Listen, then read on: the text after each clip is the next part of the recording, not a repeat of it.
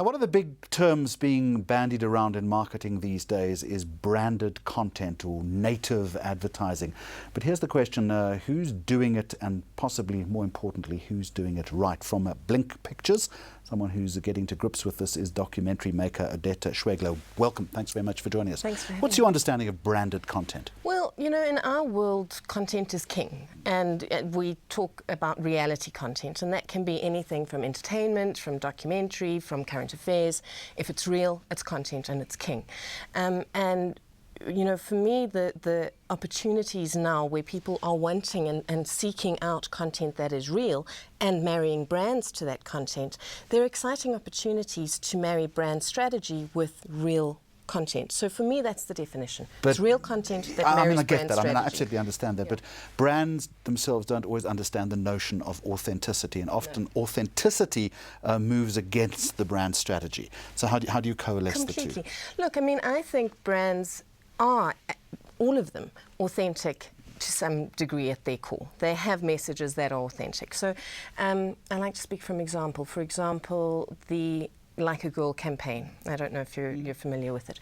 I mean, they're always, which is the brand, they're all about empowerment and the empowerment of young girls. And then they found really good content producers to make pieces of television that people spoke about and that people shared, and that then as a consumer I'm saying, well, I trust that content because it's meaning something in my life, and I take that content home and I share it with my boys, and in fact I tested it with my boys and said, run like a girl, and then they all of them did exactly that, and I was shocked because in our home, you know, we're a very empowered, equal home. And so what that brand did was it understood its message, it understood its strategy, and it got real people. Okay, let's flesh that out a little bit stories. further. Within that strategy, there was also inherent brand risk.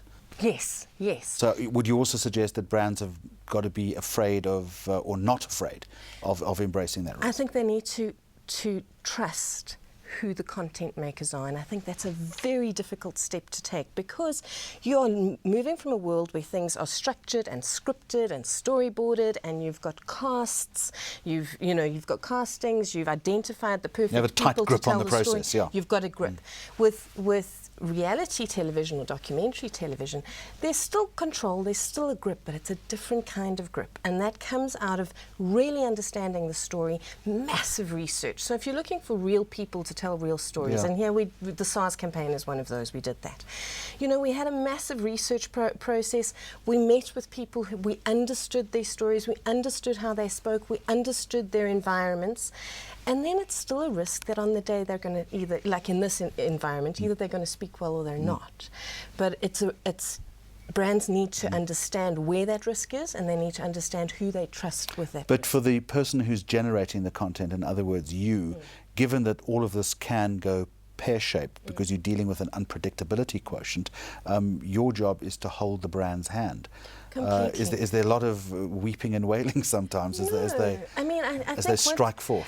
I think once you've developed a relationship of trust, but also a relationship where the content providers come in much earlier in the process. So it's not just at the end where we've decided this is the message and we go out and we shoot it.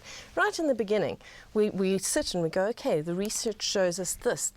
These are the kinds of people we're going to be able to bring to the party. These are the kinds of stories. This is how it matches. So right up front, it's a much more dynamic relationship, so that by the end, you're trusting each other. In fact, you use the phrase an uncomfortable magic. Yes. What is that? Well, I think for brand stewards and I think for agencies, it's very uncomfortable to let that grip go.